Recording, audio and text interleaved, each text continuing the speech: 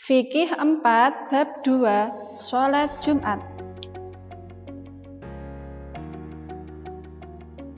Assalamualaikum warahmatullahi wabarakatuh.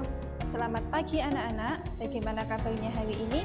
Ustazah harap kalian tetap dalam keadaan sehat dan selalu semangat untuk belajar ya. Oke, pada pagi hari ini kalian berjumpa lagi dengan Ustazah Olivia. Hari ini kita akan belajar fikih bab 2 yaitu tentang sholat Jumat. Nah, sebelum belajar mari kita berdoa dulu ya. Bismillahirrahmanirrahim.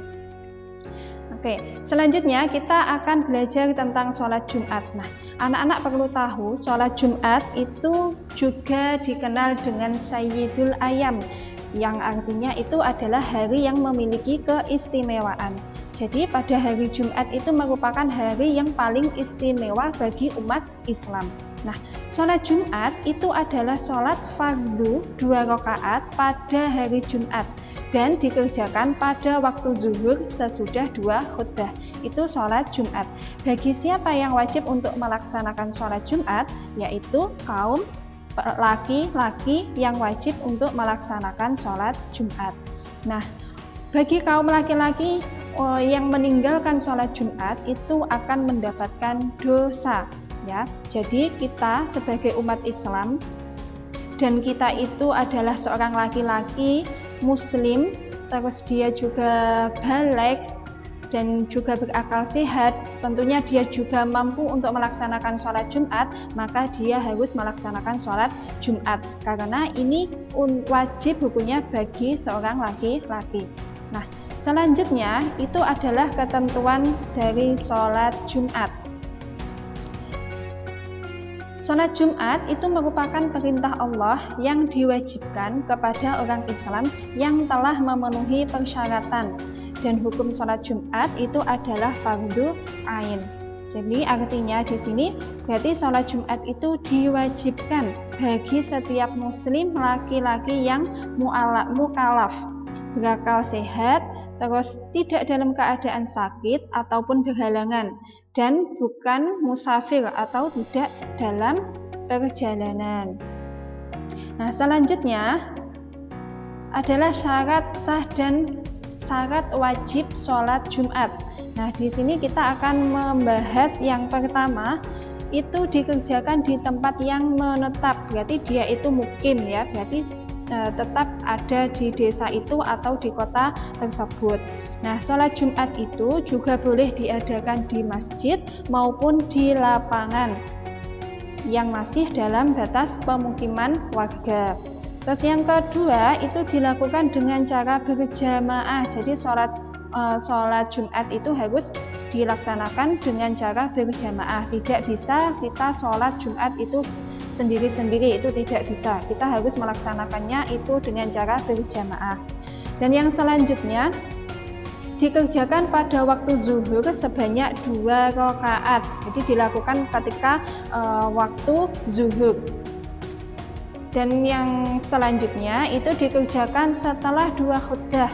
Khutbah dilakukan dengan cara berdiri dan dipisah dengan duduk sejenak di antara 2 khutbah tersebut. Nah, selanjutnya yaitu syarat bagi orang yang wajib sholat Jumat. Siapa saja orang yang wajib melaksanakan sholat Jumat? Yang pertama itu beragama Islam. Jadi seluruh umat Islam yang laki-laki beragama Islam, dia itu wajib hukumnya melaksanakan sholat Jumat. Dan yang kedua itu laki-laki ya. Jadi yang wajib di sini itu adalah laki-laki. Dan yang ketiga itu adalah baligh. Terus selanjutnya itu adalah berakal sehat. Jadi orang yang hilang ingatan atau akalnya itu tidak sehat, dia itu tidak wajib untuk sholat Jumat. Yang selanjutnya sehat badannya. Jadi dia itu badannya itu sehat dan dia tidak lagi sakit. Selama badannya itu mampu untuk melaksanakan sholat Jumat, maka ia harus melaksanakan sholat Jumat. Tetapi jika dia tidak lagi sehat badannya atau dia itu sakit, maka dia tidak bisa menghadiri sholat Jumat, maka dia boleh tidak sholat Jumat, tetapi dia menggantinya dengan sholat zuhur, ya.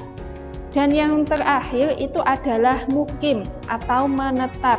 Artinya di sini orang tersebut itu tidak dalam bepergian jauh atau musafir, karena musafir itu tidak diwajibkan untuk sholat Jumat. Nah, selanjutnya yaitu mereka yang dianggap berhalangan. Jadi ada orang yang berhalangan untuk tidak melaksanakan sholat Jumat. Siapa saja? Yang pertama itu adalah sakit. Nah, orang yang sakit, dia tidak mampu untuk datang ke tempat sholat Jumat, dia itu boleh tidak melaksanakan sholat Jumat. Dan dia itu juga tidak memungkinkan untuk pergi sholat Jumat, dia boleh tidak sholat Jumat. Dan yang kedua itu dalam perjalanan atau musafir, itu juga tidak melaksanakan sholat Jumat itu tidak apa-apa. Tetapi alangkah baiknya juga tetap melaksanakan sholat Jumat. Yang ketiga, hujan yang lebat sehingga menyulitkan untuk pergi ke tempat sholat Jumat. Tuh. Terus yang selanjutnya itu kesulitan lain yang tidak memungkinkan sholat Jumat, seperti ada gempa bumi, tsunami, kebanjiran, kebakaran, itu juga tidak melaksanakan sholat Jumat juga tidak apa-apa. Nah, selanjutnya itu adalah waktu sholat Jumat. Nah, waktu sholat Jumat itu dilaksanakan sebanyak 2 rakaat setelah 2 khutbah.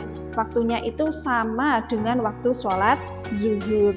Jadi sejak bergesernya matahari setelah tegak lurus di atas kepada sampai posisi bayangan matahari setara dengan bayangan manusia. Nah, itu adalah waktu dari sholat Jumat. Yang selanjutnya itu adalah niat sholat Jumat. Nah, ini bagaimana lafal niatnya, yaitu usolli fardhal jum'ati rak'ataini mustaqbilal qiblati ada ma'muman lillahi ta'ala. Itu adalah niat sholat Jumat. Dari sini tentunya anak-anak semuanya sudah hafal tentang niat sholat Jumat. Yang selanjutnya adalah hal-hal yang disunahkan sebelum sholat Jumat. Nah, di sini ada beberapa hal yang disunahkan sebelum kalian itu melaksanakan sholat Jumat. Apa saja? Yang pertama itu mandi. Jadi kalian itu harus mandi terlebih dahulu. Jangan habis mainan kalian langsung sholat Jumat, itu tidak boleh.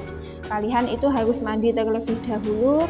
Terus ketika mandi itu kalian berniat akan menunaikan sholat Jumat. Yang kedua itu menggunakan pakaian yang bersih. Nah, di sini kita itu juga harus memakai pakaian yang bersih. Biasanya diutamakan dengan pakaian berwarna putih. Kalaupun kalian tidak mempunyai baju berwarna putih, kalian bisa pakai pakaian yang lainnya, asalkan pakaian kalian itu bersih. Yang selanjutnya itu memakai wangi-wangian. Ini juga disunahkan sebelum kalian melaksanakan sholat Jumat. Yang selanjutnya itu adalah memotong kuku dan mencukur kumis. Biasanya ini juga kita lakukan meskipun bukan seorang laki-laki ataupun perempuan, itu juga disunahkan untuk memotong kuku pada hari Jumat. Yang selanjutnya itu diutamakan datang lebih awal di masjid. Kenapa? Karena ini bisa kita lakukan untuk sholat tahiyatul masjid terlebih dahulu. Nah, kita diutamakan datang lebih awal. Setelah itu kita melaksanakan sholat tahiyatul masjid sebanyak 2 rakaat. Nah, setelah itu kita gunakan untuk bertafakur, terus membaca Al-Quran, terus zikir, terus memperbanyak sholawat sebelum azan itu dikumandangkan. Dan yang terakhir tenang dan diam sewaktu khotib sedang berkhutbah. Itulah beberapa hal yang disunahkan sebelum sholat Jumat. Nah, demikian video pembelajaran dari Ustazah. Untuk selanjutnya akan Ustazah kirimkan tugas tertulisnya. Semoga apa yang kita pelajari hari ini bermanfaat. Selamat mengerjakan dan sukses selalu. Jangan lupa selalu terapkan protokol kesehatan di rumah, selalu gunakan masker, jaga jarak, dan sering-sering mencuci tangan. Assalamualaikum warahmatullahi wabarakatuh.